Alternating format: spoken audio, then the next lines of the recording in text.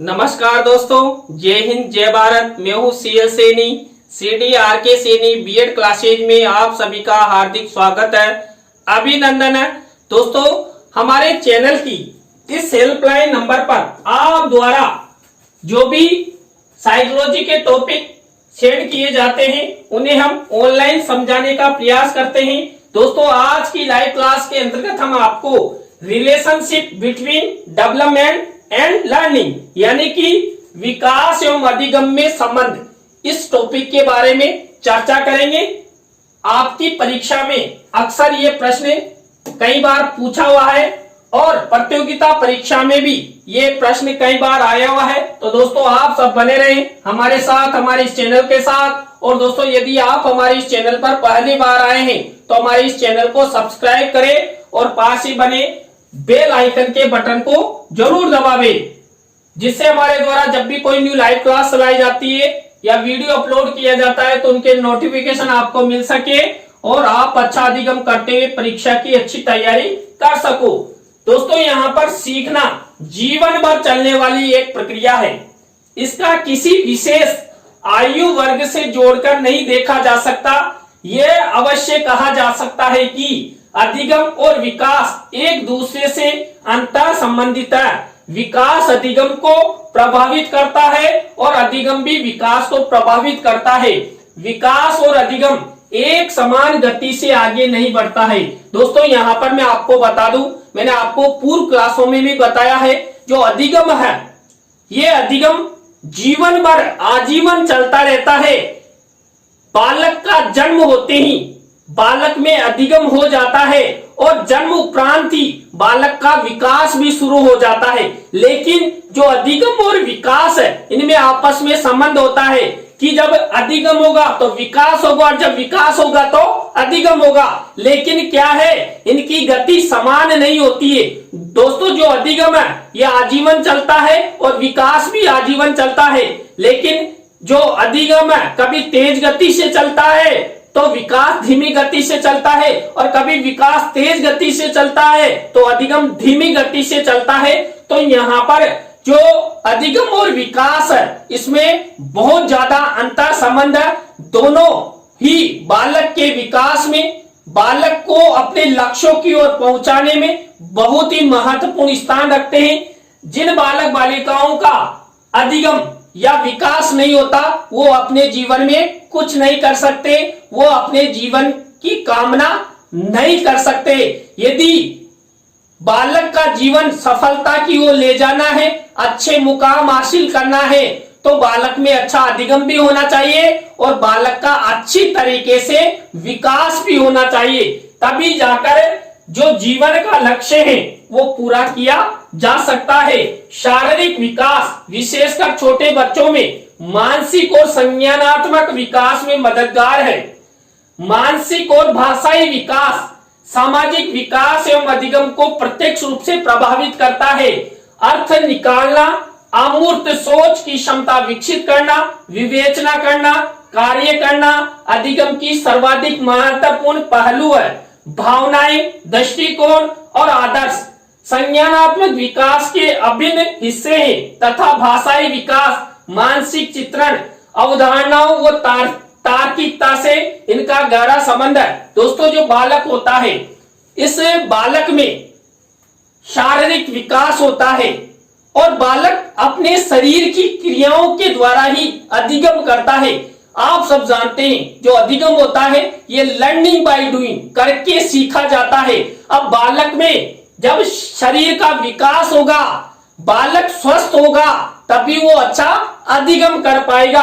अब यहाँ पर जो बालक होता है इस बालक का मानसिक विकास भी होता है और बालक में संज्ञानात्मक विकास भी होता है और संज्ञानात्मक अधिगम भी होता है। अब यहाँ पर यह आपस में अंतर संबंधित होते हैं। तो बालक का यहाँ पर विकास होगा तो अधिगम होगा, अधिगम होगा तो विकास होगा।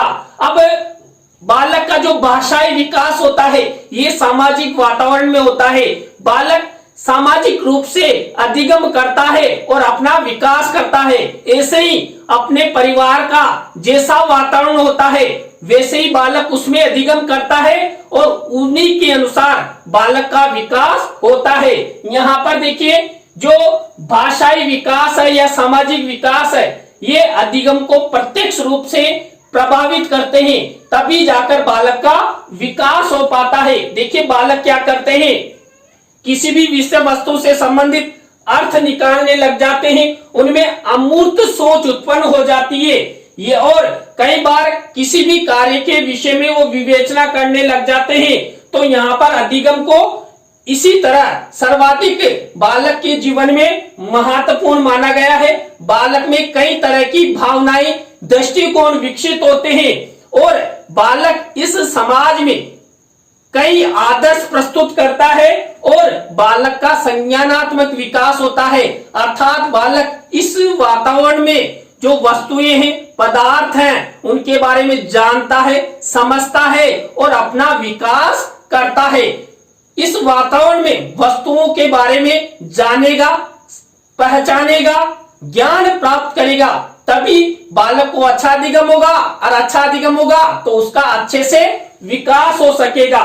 दोस्तों यहाँ पर भाषाई विकास है, मानसिक चित्रण है, या हमारे मस्तिष्क में कई प्रकार की अवधारणाएं, तार्किकताएं उत्पन्न होती है, तो ये आपस में संबंधित होती है और इन्हीं के द्वारा बालक अधिगम करते हैं और अपना विकास करते हैं और अपने लक्ष्यों की ओर आगे बढ़ते रहते हैं। इसी तरह दोस्तों बच्चे एक दूसरे से व्यक्तिगत स्तर पर विभिन्न तरीकों से सीखते हैं।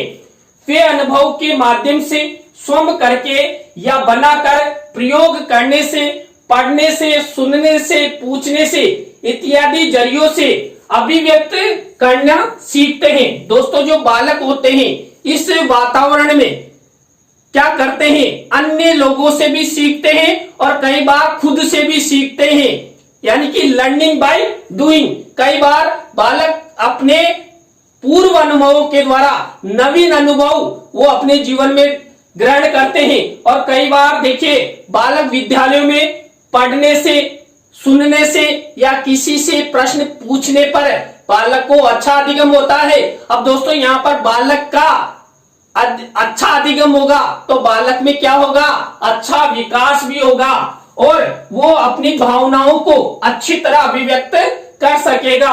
अपने विकास के रास्ते में बच्चों को इस प्रकार का अवसर मिलना चाहिए। बालकों में प्राकृतिक और सामाजिक दुनिया के प्रक्रिया का भी विकास होता है। इसमें दूसरों के साथ अपने रिश्तों के विभिन्न सिद्धांत भी शामिल है, जिसमें आधार पर उन्हें मालूम चलता है कि चीजें जैसी है वैसी ही क्यों है।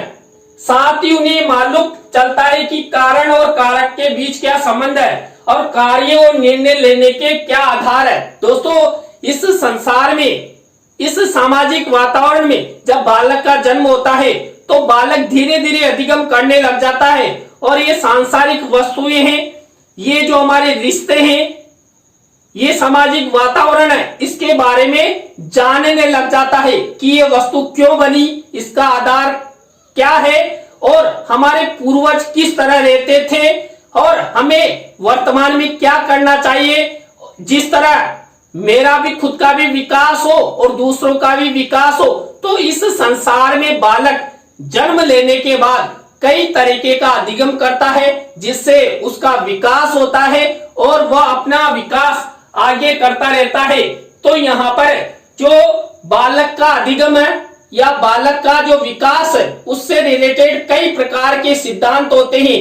उन्हीं सिद्धांतों के आधार पर बालक में अधिगम होता है, बालक का विकास होता है और बालक इस दुनिया को, इस संसार को जानता है और समझता है और वह कारण और कारक के बीच में संबंध स्थापित करता है और वो अपने जीवन में आगे बढ़ने हेतु कई ऐसे कार्य करता है, निर्णय लेता है और अधिगम करता हुआ अपना विकास करता है।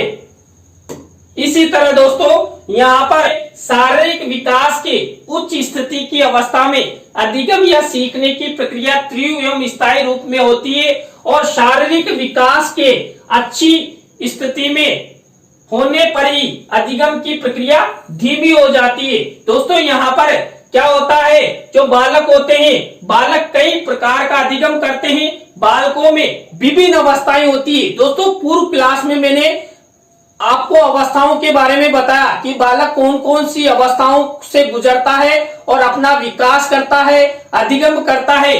तो उन्हीं अवस्थाओं के अनुसार उन अवस्थाओं में बालक कभी तेज गति से सीखता है और कभी मंद गति से सीखता है। इसी तरह बालक अपना विकास करता है और आगे बढ़ता रहता है।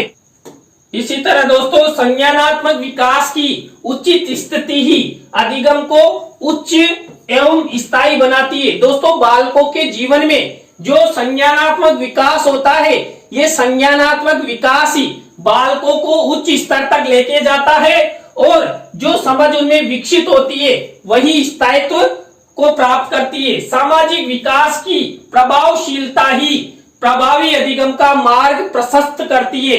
दोस्तों जो समाज में बालक का विकास होता है, इसकी प्रभावशीलता क्या करती है, बालक को अधिगम कराते हुए आगे बढ़ाने अर्थात उन्हें अच्छा मार्ग प्रदान करती है। इसी तरह दोस्तों संवेगात्मक स्थिरता के माध्यम से ही बालक संतुलित कार्य व्यवहार सीखता है। दोस्तों यहाँ पर जो संवेगात्मक स्थिरता होती है, संवेग होते हैं, उन्हीं के माध्यम से बालक क्या करता है, अधिगम करता है।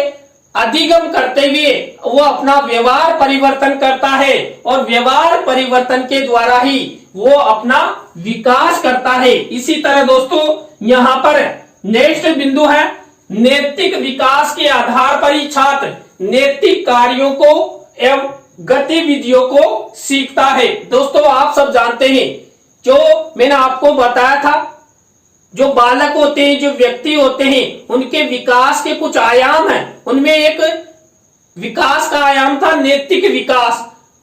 बालकों का जैसा नैतिक विकास होगा अर्थात चरित्र का विकास होगा, वो समाज में अपने रिश्तेदारों के प्रति जैसी भावना अपनाएंगे वैसा ही उनमें विकास होता चला जाएगा।